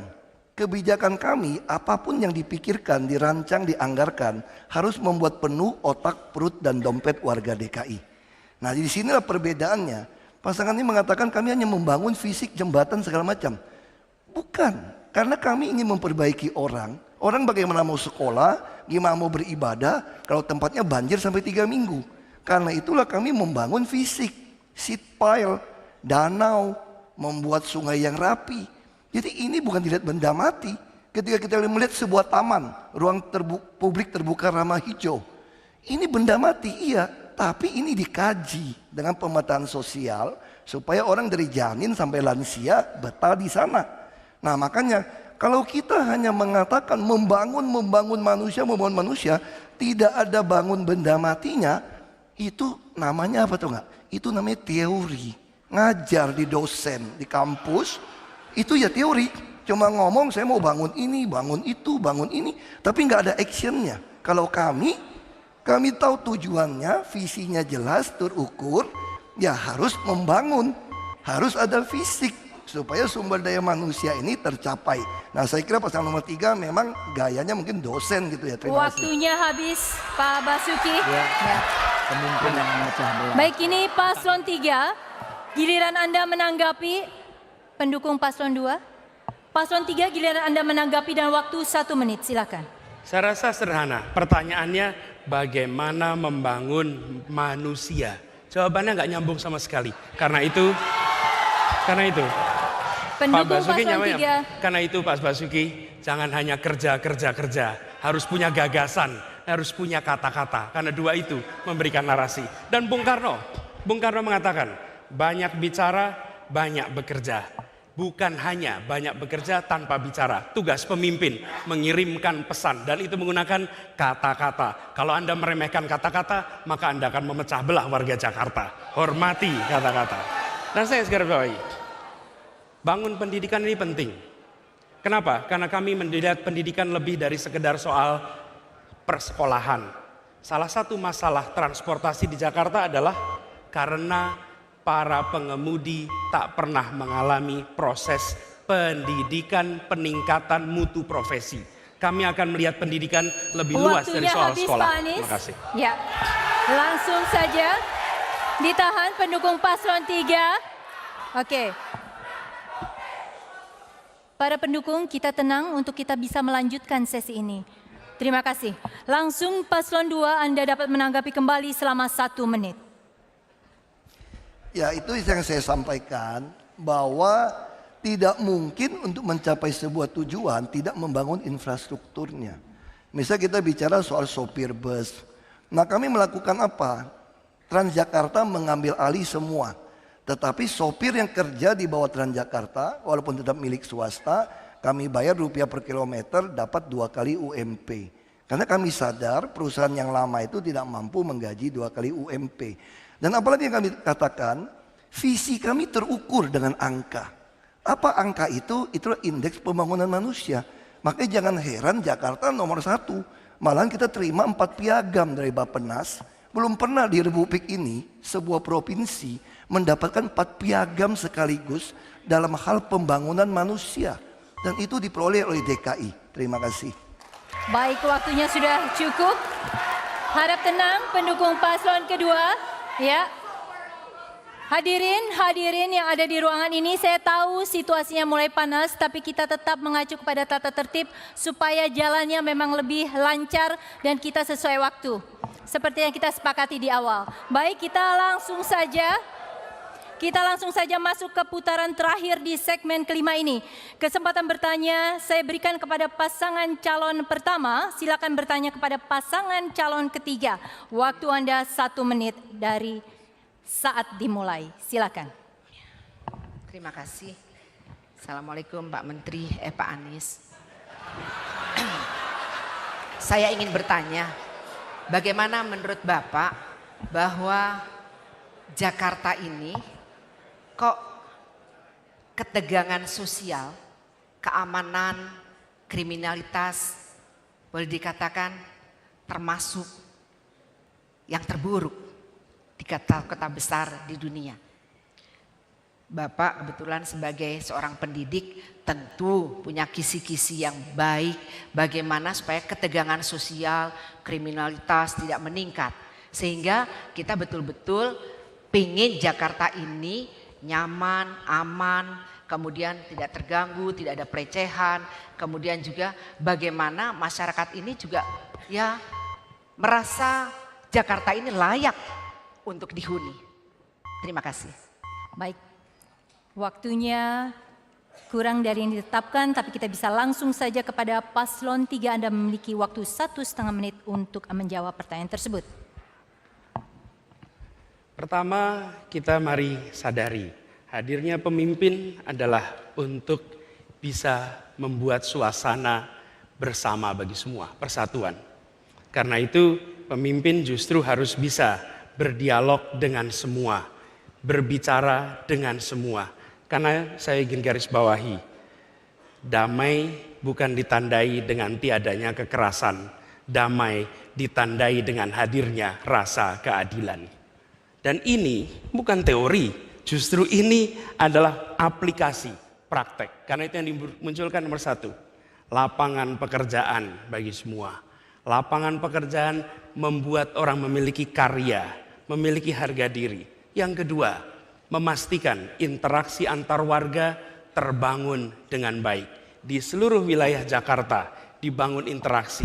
Lewat apa? Kegiatan olahraga, kegiatan kesenian di tiap kampung-kampung di Jakarta. Kegiatan kebudayaan. Jakarta menjadi kota yang hidup, warganya berinteraksi satu sama lain di tingkat yang paling bawah. Yang tidak kalah penting, di tingkat Jakarta sendiri, kita akan pastikan bahwa Jakarta bukan saja milik mereka yang di atas, tapi milik semua. Kita akan tegas. Untuk urusan penggusuran tegas, tapi untuk urusan prostitusi, Alexis lemah. Kita akan tegas menghadapi mereka. Dan ini adalah cara kita menghadapi Waktunya masalah habis, itu. Pak Anies. Langsung saja saya minta kembali kepada paslon 1. Ditahan, tadi kita sudah sepakat, para pendukung paslon 3 harap ditahan. Kita berikan waktu kepada paslon 1 untuk kembali menanggapi dalam waktu 1 menit. Silakan. Terima kasih Pak Anies. Tadi sudah dijelaskan mengapa dan apa saja alasan yang memungkinkan terjadinya ketegangan sosial dan kriminalitas. Pertanyaan kami sebenarnya adalah bagaimana cara Bapak jika terpilih menjadi gubernur ya untuk meyakinkan bahwa keamanan di kota Jakarta ini terjaga dari kriminalitas, dari aksi-aksi yang radikal, ancaman secara fisik, security dalam arti besar dan lain sebagainya. Karena bagaimanapun Jakarta sebagai kota megapolitan yang kita tahu dengan segala kompleksitasnya, kita bisa membandingkan Jakarta dengan New York dan lain sebagainya. Apa langkah-langkah yang harus dilakukan sehingga Jakarta semakin aman, orang datang itu benar-benar nyaman karena ingin mencari pendidikan yang baik, ingin bekerja yang baik, dan terhindar dari segala bentuk ancaman yang menghantui mereka sehari-hari. Disinilah kita ingin mendengarkan bagaimana secara teknis ataupun operasi yang Pak Agus, dilakukan. waktunya habis. Paslon 3 silakan menanggapi dalam waktu 1 menit. Pelanggaran hukum akan berulang jika dibiarkan. Pelanggaran hukum harus dihadapi dengan tindakan hukuman yang tegas.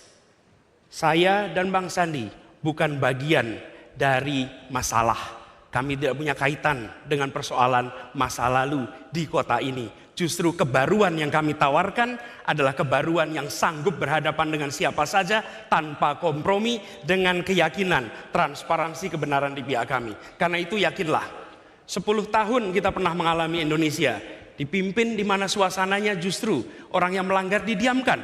Kami bukan bagian dari itu. Kami justru bagian dari yang ingin memastikan di Jakarta Anda melanggar, Anda dihukum. Anda pikiran berbeda, kita berdialog.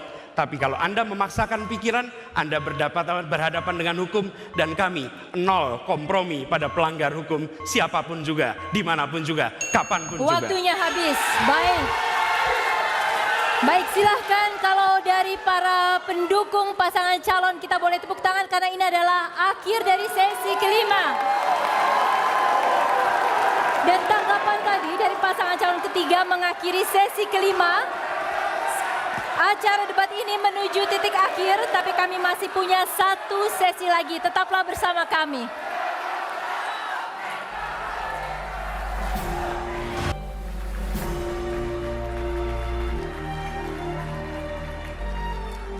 Penonton, hadirin paslon dan juga netizen, kini kita sampai pada segmen penghujung. Di akhir ini kami masih punya pertanyaan krusial tentang pendidikan yang sebenarnya sudah sempat disinggung sedikit oleh salah satu pasangan calon. Hadirin, inilah sesi ke-6. Pertanyaannya akan diajukan pertama kali kepada paslon kedua. Fakta menunjukkan bahwa tawuran dan konflik horizontal antar kelompok di Jakarta masih cukup sering terjadi. Berarti ada yang perlu diperbaiki dari sisi muatan pendidikan, utamanya ke arah pembentukan karakter. Selain itu, besarnya alokasi anggaran pendidikan ternyata belum mampu mendorong kualitas lulusan yang mampu bersaing bahkan untuk tingkat regional sekalipun. Hal ini muncul dari hasil survei beberapa lembaga internasional yang dimaksudkan sebagai pertanyaan dalam waktu 2 menit, sampaikan langkah konkret yang akan Anda lakukan beserta indikator keberhasilan yang ingin dicapai dalam waktu tertentu untuk menjawab tantangan pembentukan karakter siswa serta mengejar ketertinggalan mutu lulusan di DKI Jakarta. Pasangan calon kedua, silakan. Mengenai pendidikan, yang kami perlu lakukan sekarang adalah bagaimana membuat angka partisipasi murni itu meningkat. Makanya kemarin tahun bandingkan kita sudah naik lebih tinggi daripada nasional. Kita juga terus melatih para guru sehingga kita harapkan 5 tahun ke depan kita bisa masuk 30 besar dari sistem yang ada di dunia. Ini yang kita akan lakukan, terus terus sertifikasi. Nah, bagi kami sebagai penutup, kami memiliki visi, misi, program, semua terukur dengan angka.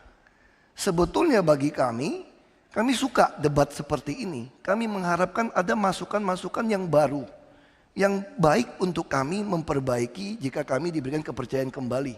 Tapi terus terang deh, tadi saya mencatat beberapa hal. Banyak sekali hal yang disampaikan itu bukanlah sesuatu hal yang baru.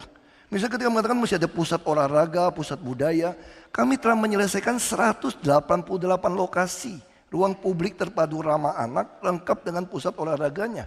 Ketika Pak Anies mengatakan tidak berani menutup Alexis, wah kami sudah menutup Stadium dan Miles. Begitu ketemu narkoba, kami tutup. Nah, disayangkan ketika Pak Buas cukup dekat dengan saya, kirim surat kepada Pak Anies waktu jadi Menteri Pendidikan, untuk kerjasama masukkan dalam kurikulum anti narkoba, ditolak dari Pak Menteri waktu itu. Ini juga sedikit masalah. Nah, jadi bagi kami tentu perjuangan kami jadi gubernur DKI itu bukan hafalan, bukan juga retorika. Ini membutuhkan visi misi yang terukur dan dikerjakan, diimplementasikan. Karena itu perjuangan kami ini belum selesai. Kami ikut ini untuk apa? Untuk minta izin kepada warga DKI supaya kami menyelesaikan perjuangan kami yang belum selesai ini. Baik, itu tadi jawaban dari paslon kedua. Dari pendukung paslon kedua, ingat kita masih punya kesempatan untuk paslon yang lain. Saya berikan kesempatan kepada paslon ketiga dalam waktu 2 menit. Sampaikan langkah konkret yang akan Anda lakukan beserta indikator keberhasilan yang ingin dicapai dalam waktu tertentu untuk menjawab tantangan pembentukan karakter serta mengejar ketertinggalan mutu lulusan di DKI Jakarta. Begitu kita berbicara mengenai meningkatkan mutu pendidikan, maka bukan hanya sekedar persekolahan. Tentu sekolah harus dibereskan. Tapi jangan lupa, visi menjadi penting. Tadi dikatakan visinya penting. Visinya bicara tentang, tadi saya catat, perut, otak, dan dompet. Di sana tak ada moral, di sana tak ada karakter, di sana tak ada nilai. Justru yang mau kita bangun adalah iman, takwa, akhlak. Karena yang dibutuhkan bagi masyarakat Indonesia adalah pendidikan yang menumbuhkan karakter moral dan karakter kinerja. Karakter moral artinya jujur, ikhlas, tuntas, beriman. Tetapi karakter kinerja, kerja keras, kerja tuntas. Pendidikan bukan sekedar penyiapan pekerjaan. Pendidikan bukan sekedar angka partisipasi. Pendidikan adalah soal menumbuhkan akhlak, menumbuhkan karakter. Karena itu yang kita lakukan di sekolah, akan ada program penumbuhan karakter. Tapi yang tidak kalah penting di lingkungan.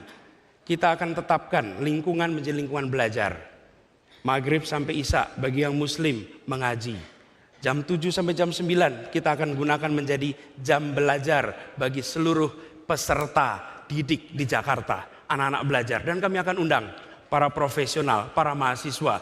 Mari turun ke kampung-kampung, jadilah saudara bagi adik-adikmu, bimbinglah mereka belajar di sore hari. Dan apa yang terjadi?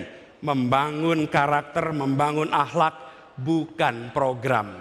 Membangun karakter menjadi gerakan. Sekota ini akan tumbuh karakternya, akan tumbuh menjadi kota di mana warganya merasakan kebahagiaan karena satu sama lain saling menunjukkan karakter yang mulia. Kepemimpinan tak hanya fokus pada material, tapi fokus pada moral bangsa. Pak Anies, waktu habis. Ya. Kini giliran kami berikan kepada paslon pertama dalam waktu 2 menit. Sampaikan langkah konkret yang akan dilakukan beserta indikator keberhasilan yang ingin dicapai dalam waktu tertentu guna menjawab tantangan pembentukan karakter serta mengejar ketertinggalan mutu lulusan di DKI Jakarta. Saya suka sekali pertanyaan ini. Bagaimana membangun karakter Jakarta, masyarakat Jakarta? Sebelum kita jauh berbicara tentang program, kurikulum, sekolah, pendidikan formal, terlebih dahulu lihatlah diri kita sendiri. Sebagai pemimpin harus bisa menunjukkan memiliki karakter yang baik, yang bisa menjadi contoh yang baik, menjaga harmoni, toleransi di atas perbedaan, menjaga persatuan tanpa harus menjadi homogen. Ini adalah kekuatan bangsa kita, ini adalah kekuatan Jakarta kita. Kita ingin menjadi kota, ingin menjadi bangsa yang benar-benar memiliki karakter yang kuat, karakter yang unik. Tidak harus kita serupa dengan karakter negara, bangsa, atau kota lain di dunia. Jakarta adalah Jakarta, dan disinilah kita ingin melalui pendidikan, melalui pemberdayaan komunitas, kita ingin terus membangun moralitas, akhlak, dan juga karakter manusia Jakarta yang semakin baik dan unggul. Ingat, abad 21 adalah abad yang ultra kompetitif. Kita tahu globalisasi, kemajuan teknologi, informasi, dan lain sebagainya meniscayakan warga Jakarta yang kompetitif, yang bisa beradaptasi dan bisa menghadapi berbagai tantangan. Tidak hanya di Jakarta, di nasional, tapi juga di kawasan Asia Tenggara, Pasifik, bahkan dunia. Kita bisa kalau kita berbuat yang terbaik. Dan sekali lagi ada goodwill dan contoh yang baik dari pemimpinnya. Bersama-sama kita bisa. Dan ini sekali lagi membutuhkan kesadaran dari semua pihak. Dan tadi ditanyakan parameter, indikatornya apa? Yang jelas negara kita adalah the third largest democracy in the world. Negara terbesar demokrasi ketiga setelah India dan Amerika Serikat. Yang jelas apabila warga kita benar-benar mematuhi demokrasi dan meyakinkan bahwa negeri ini panglimanya adalah hukum, bukan kekuasaan. Bagus, Terima kasih. Pendukung Paslon 1 harap tenang. Harap tenang, kita masih ada satu pertanyaan terakhir. Saya akan lanjut. Minta perhatian para paslon, ini adalah pertanyaan terakhir, pertanyaan pamungkas. Harap tetap dijawab dengan konkret dan tidak normatif. Jawaban pertama saya berikan kesempatannya kepada paslon 3. Bapak-bapak dan ibu, semua paparan tadi pastinya untuk menunjukkan bahwa Anda adalah kandidat yang paling tepat memimpin Jakarta. Jika memang nanti Anda yang terpilih untuk menerima amanah selama 5 tahun, siapkah Anda untuk tidak tergiur tawaran ataupun bujukan maju menjadi capres atau cawapres di tahun 2019? 30 second, 30 detik untuk menjawab. Silakan paslon ketiga. Ketika kami mendapatkan tugas untuk menjadi calon gubernur di Jakarta, maka ini adalah amanat untuk dituntaskan. Dan amanat dari Bapak Prabowo, dari Bapak Sohibul Iman adalah memimpin Jakarta tuntas 5 tahun. bukan sekedar memimpin barangnya, tapi membangun akhlak karakternya dan membuat Jakarta bersatu dalam kebinekaan. Itu yang menjadi amanat yang akan kita tuntaskan selama 5 tahun. Waktunya habis Pak Anies dan Pak Sandi. Baik, pertanyaan yang sama diajukan kepada Paslon 1. Jika memang nanti Anda terpilih menerima amanah selama 5 tahun, siapkah Anda untuk tidak tergiur tawaran ataupun bujukan maju menjadi capres ataupun cawapres tahun 2019? Silahkan.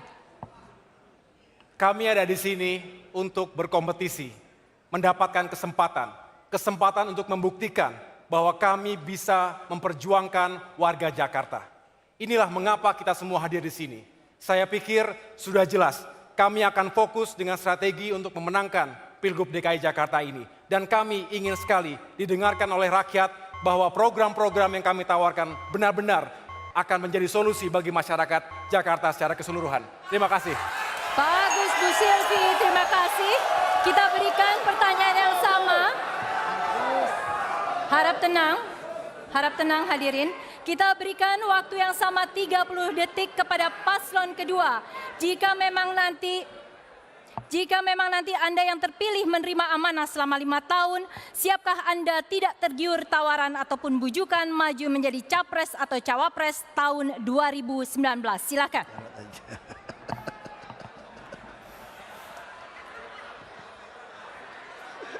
Jiwa raga kami, pikiran kami, kita curahkan untuk warga Jakarta. Kami adalah pelayan warga Jakarta. Dengan tulus kerja kami untuk Jakarta. Kita ingin menjadikan Jakarta atau ibu kota yang bisa dibanggakan oleh Republik ini, oleh anak negeri ini. Oleh karena itu, perjuangan belum selesai. Kami ingin 5 tahun lagi ngabdi untuk Jakarta. Waktunya habis Pak Jarod. Baik. Hadirin, inilah akhir dari seluruh debat perdana Pilkada DKI Jakarta memilih gubernur dan wakil gubernur. Kita tepuk tangan untuk semua paslon dan kita semua. Baik, sebentar silakan duduk dulu para paslon. Kita tahan pendukung paslon, kita tahan. Dari jawaban serta argumen para paslon, Anda bisa menilai mana yang terbaik untuk memimpin Jakarta. Kalaupun belum bisa, ditahan pendukung para paslon. Kita tadi sudah sepakat di awal ya, Kalaupun Anda belum bisa menentukan, Anda masih punya waktu karena akan ada 2 debat lagi, yaitu tanggal 27 Januari dan 10 Februari. Tapi siapapun yang terpilih untuk memimpin Jakarta, yang harus dikedepankan adalah menghormati perbedaan pendapat serta mengusung Jakarta yang teduh bagi semua. Dan ini tentunya juga berlaku bagi netizen yang harus lebih bijak menggunakan jari jemarinya. Untuk itu saya mengundang para pasangan calon untuk turun guna menegaskan soal komitmen damai selama proses pilkada ini berlangsung. Silakan. Para paslon turun dan kemudian boleh saling bersalaman sekarang menunjukkan komitmen damai. Mewakili KPUD DKI Jakarta dan stasiun televisi penyelenggara TV One, Net TV dan Japos TV, saya Ira Kusna mengucapkan terima kasih atas perhatian Anda. Pastikan tanggal 15 Februari Anda menggunakan hak pilih untuk menentukan pemimpin yang mampu membawa Jakarta menjadi lebih baik lagi. Selamat malam, terima kasih. Terima kasih.